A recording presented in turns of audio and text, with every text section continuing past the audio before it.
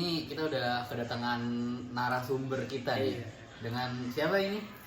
Waalaikumsalam. Perkenalkan saya Ari Nirwana, mahasiswa semester 3 Pendidikan Guru Sekolah Dasar, Fakultas Ilmu Pendidikan Universitas Negeri Jakarta. Gimana nih kabar ente, Ri? Alhamdulillah kabar aneh baik. Kabar ente gimana nih? Alhamdulillah kabar aneh sehat juga, alhamdulillah. Mungkin karena kita udah perkenalan tadi ya, Iya. terus juga udah nanya kabar-kabar. Ya. Jadi kita di sini saya akan jelaskan dulu tujuannya gitu. Jadi kita hari ini saya akan mengajak Ari berbincang-bincang sedikit gitu Boleh. tentang hal yang baru nih, bisa dibilang baru sih dalam dunia pendidikan, yaitu Apa tentang tuh sebenarnya? sebuah kurikulum yang bernama kurikulum merdeka. Kurikulum Merdeka, iya benar. Nah, menurut ente nih, kurikulum merdeka itu apa sih sebenarnya?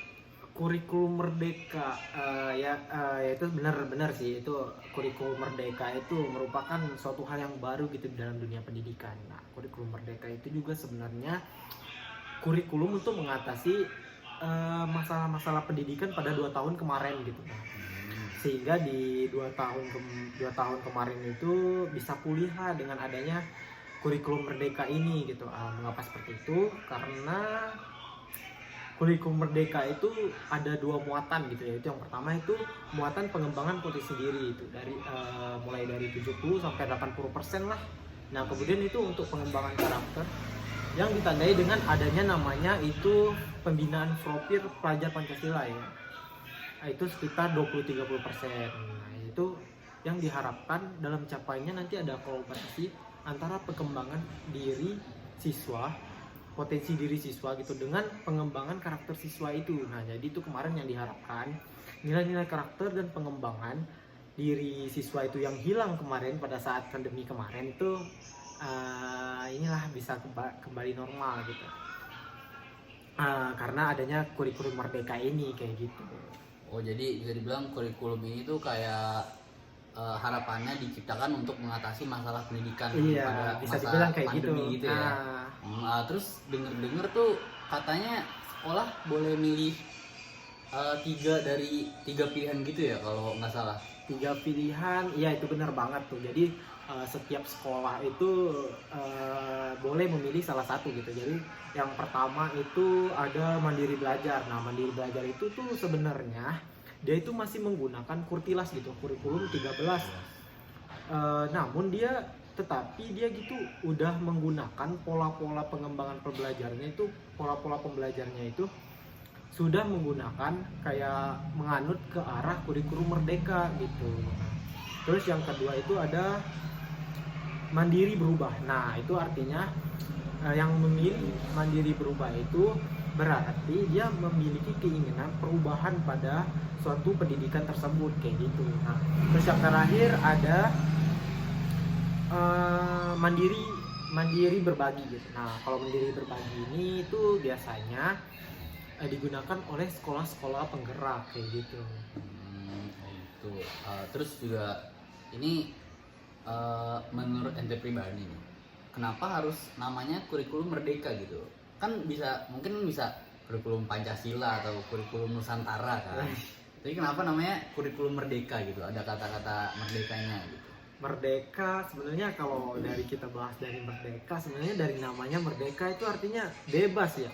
Merdeka itu bebas gitu. Tapi dalam artian di sini tuh bebasnya masih punya terarah gitu, masih terarah gitu.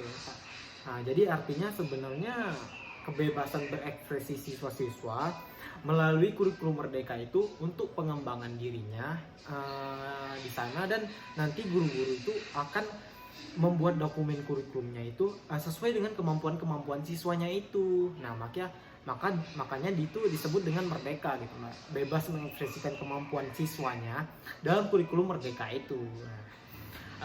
Terus nanti kurikulum kemampuan siswanya itu setelah kita ketahui, setelah gurunya itu mengetahui, barulah maka kurikulum itu akan disusun dengan kemampuan siswanya gitu. Maksudnya sehingga gitu nanti akan lebih potensi dalam diri siswa itu akan lebih berkembang potensinya secara diri mereka masing-masing itu bisa optimal lah gitu. Nah, maka dari itu disebutlah kurikulum ini kurikulum merdeka. Nah, di samping itu juga kurikulum merdeka ini ada satu muatan yang mungkin menjadi kekuatannya gitu, yaitu pada pengembangan karakter.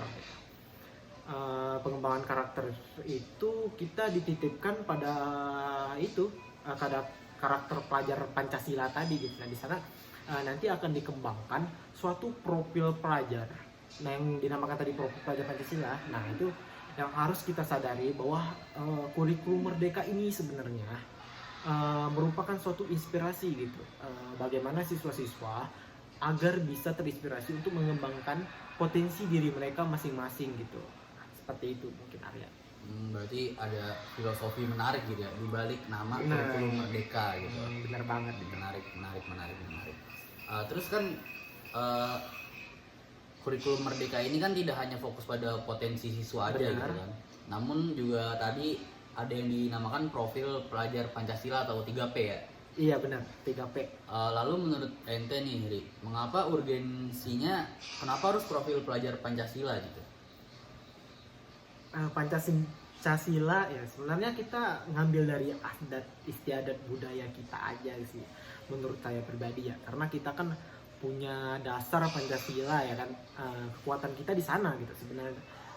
Sebenarnya membangun karakter itu setelah kita telusuri gitu, filosofinya pembangunan karakter gitu merupakan kekuatan yang utama gitu dalam membuat keberhasilan seseorang itu menjadi seorang yang sukses gitu, tau nggak? Jadi mengapa dikatakan seperti itu ya? Nah, menurut saya penelitian dari OECD gitu, Organisasi for Economy and Development, bahwa OECD ini dia merupakan suatu organisasi gitu dari negara-negara hebat lah, negara-negara maju lah gitu yang pusatnya di Prancis. Itu bahwa dia pernah meneliti itu nantinya siswa yang akan berhasil nanti ke depannya itu dia siswa-siswa yang mungkin 5 atau 10 tahun ke depan lah yang akan datang gitu, yang akan itu mahasiswa yang mengikuti perkembangan zaman, yang siswanya itu bisa bertahan dan bisa menyelesaikan berbagai masalah kayak gitu. Nah, untuk menyelesaikan berbagai masalah itu tentunya kita perlu 4 komponen. Komponen apa aja tuh?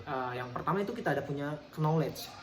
Jadi knowledge itu atau kemampuan lah. Nah, itu jadi kemampuan, kepintaran gitu, pengetahuan.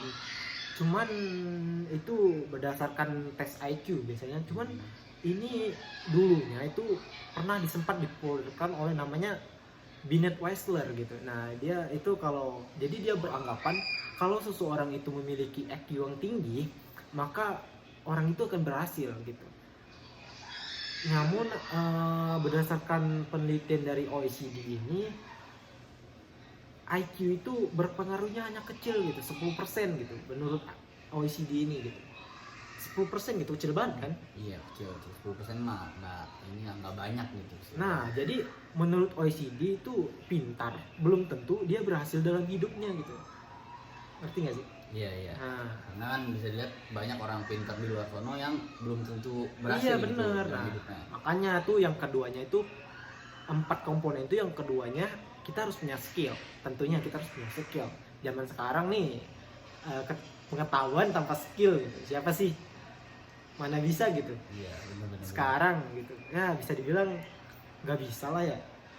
Misalnya nih seseorang tuh dia pintar, tapi dia tidak bisa komputer gitu, nggak bisa main komputer, bahasa Inggrisnya nggak inilah gitu, dan lain-lain lah. Misalnya tentu nggak, perusahaan-perusahaan gitu nggak bakal nerima nggak sih?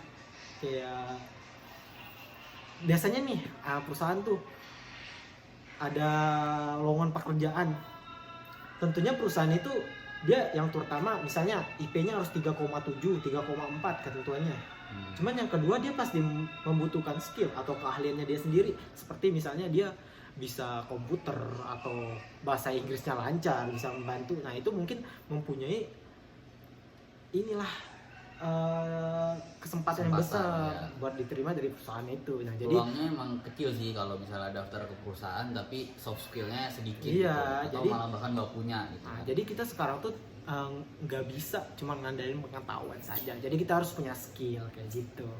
Nah, terus yang ketiga itu kita ada networking atau hubungan dengan orang lain lah gitu, kita kenal. Jadi kita itu kayak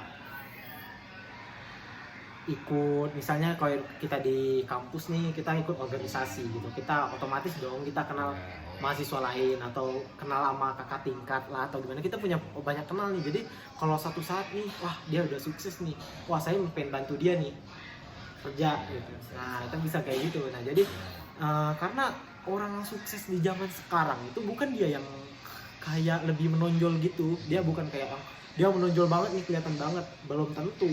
Sekarang itu kayak malah dia orang yang biasa aja gitu, nggak menonjol banget, tapi dia mempunyai teman yang bagus, teman yang baik gitu, dia punya kenalan yang banyak. Kalau bahasa kasarnya tuh kayak orang dalam gitu ya. Iya gitu istilahnya, bukan orang dalam sih sebenarnya, cuman dia Cuman kalau kayak gitu. bahasa halusnya tuh relasi. Bener Relasi. banget gitu, dia pernah punya pergaulan yang baik lah. Iya. Iya gitu. Nah terus yang keempat itu kita ada soft skill. Nah soft skill ini ya itu, soft skill ini yang paling penting sebenarnya, karena menurut CEO OECD tadi, soft skill ini atau pembangunan karakter ini sendiri itu mempunyai persen yang paling tinggi gitu, 40% malah gitu. Nah jadi membangun karakter ini ya apa gunanya sih kita pinter, punya skill, punya temen banyak gitu, tapi kita nggak punya karakter gitu, gimana sih? Kayak kita kerja cuman kita nggak jujur, kita nggak sopan, nggak disiplin gitu, gimana sih gitu? Iya, Apa kita intinya bisa diterima sama harus orang punya gitu? attitude gitu ya. Etika itu yang penting, kita harus punya karakter yang bagus gitu.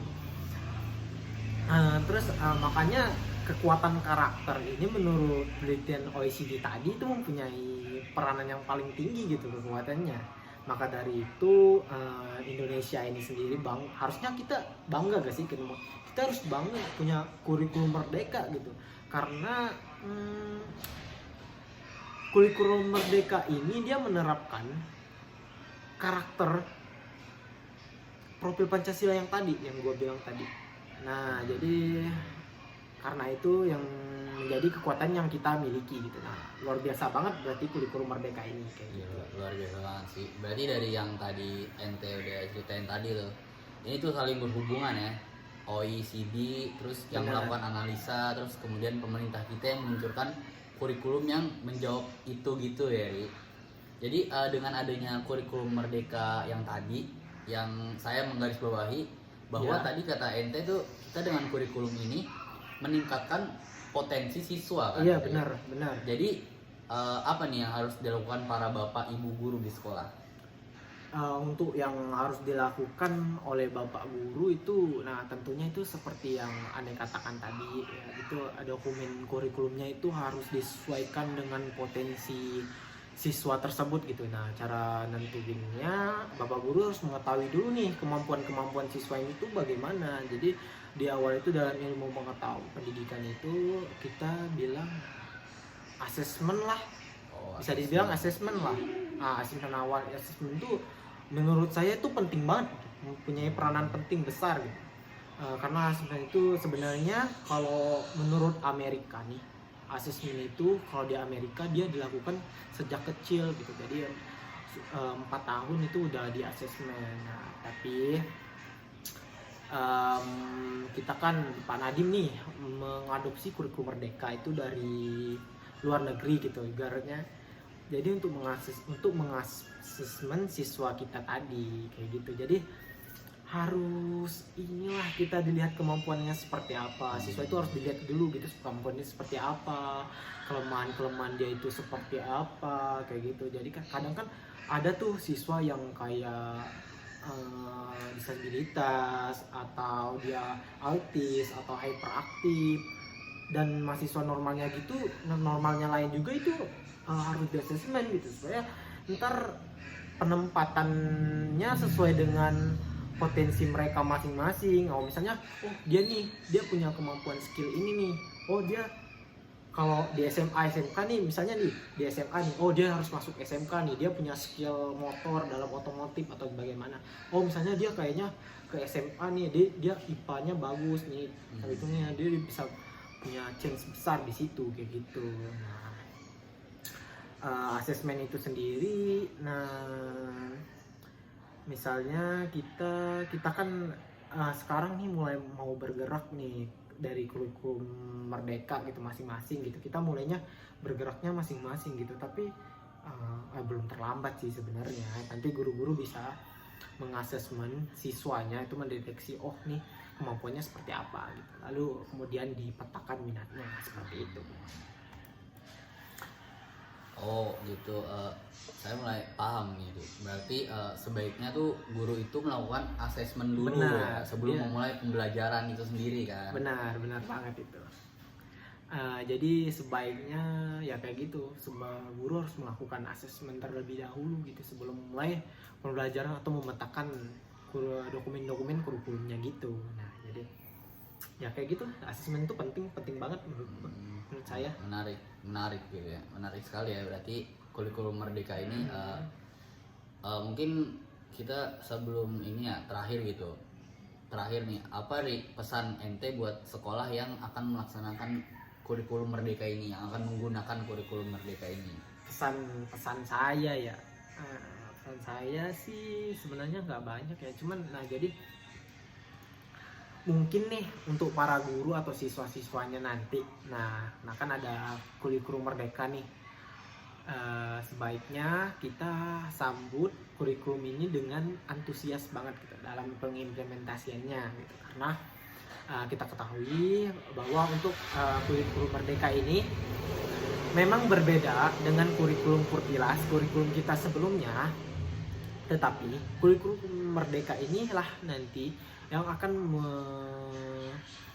potensi peserta itu sesuai dengan potensi mereka gitu ya masing-masing gitu. Nah kemudian guru juga bisa diharapkan lebih berinovatif lah dan kreatif lah untuk membuat program-program yang sesuai dengan minat atau potensi diri siswa itu gitu. Nah dengan harapan siswanya juga itu belajarnya tidak salah gitu. Nah arahnya sesuai lah dengan pengembangan potensi dirinya mereka gitu. Di samping itu juga kekuatan kurikulum merdeka ini untuk pengembangan karakter siswanya juga gitu kan.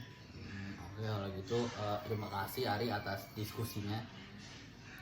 Semoga diskusi ini bermanfaat gitu ya buat saya, terus buat Ari sendiri, dan buat orang-orang lain yang menonton video kita gitu.